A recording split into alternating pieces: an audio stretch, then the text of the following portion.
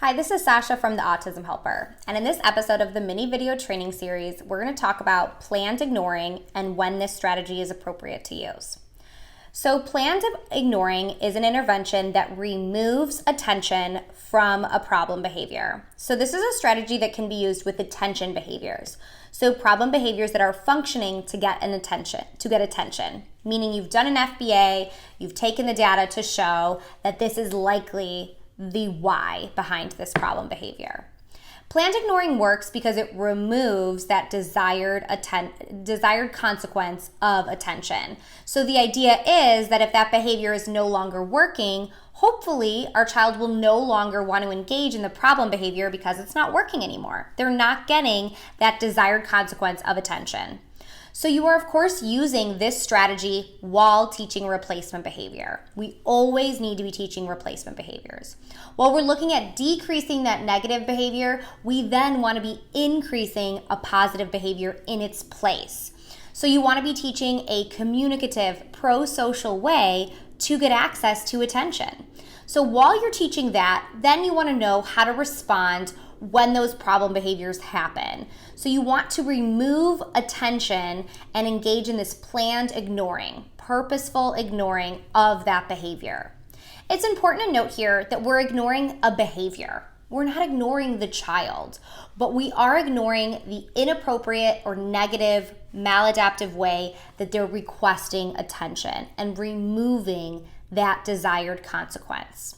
So first of all, this is not an appropriate intervention for every attention behavior because there are a lot of behaviors that are simply too unsafe to ignore.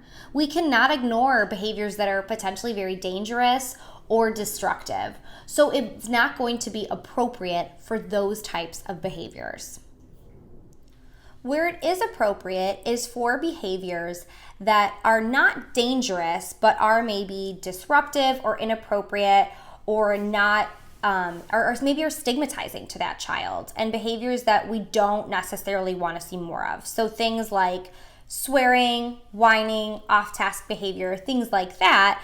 This might be an appropriate time to use planned ignoring. Planned ignoring can be hard for some people to implement because some of these behaviors might feel very disrespectful and inappropriate in the time.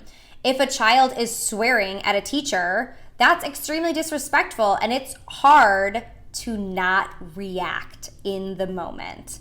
But just know that when you react in that moment and you respond, you are giving the child exactly what they want. When they mouth off and they swear and it's an attention behavior and you say, hey, you shouldn't talk to me like that, I'm an adult. It's like they pressed a big shiny red button and they got your attention. They got what they wanted. It can feel weird and wrong to utilize planned ignoring in that situation because you might feel like you're letting them get away with it, but actually you're not. Actually, you are showing them that this negative behavior does not work anymore while you are teaching them positive ways to get your attention and to get a reaction from you. So it's important to identify that by responding, by reacting, you're getting into that tug of war, and you really want to teach your staff and your team to drop the rope. Don't get into the power struggle because your kids will win. So for these types of attention behaviors, utilize that planned ignoring by removing the attention. That whole team aspect is really important because if only one or two people are utilizing this strategy, your child or individual will quickly figure out who to go to get attention from.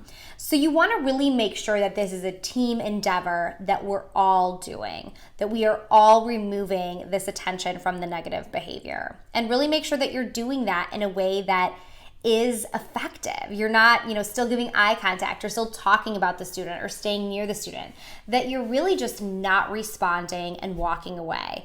At the same time, of course, we're teaching that replacement behavior, and then when our kids use that replacement behavior, we're giving loads and loads of attention.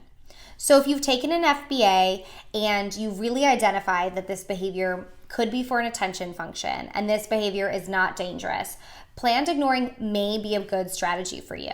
So you want to look at how you as a team can implement this strategy, if it even can be done, and then what are some ways that you can ensure that it's consistent with the whole team, and you want to take that data to make sure that this intervention is working. The data will tell you if it's the right intervention or not.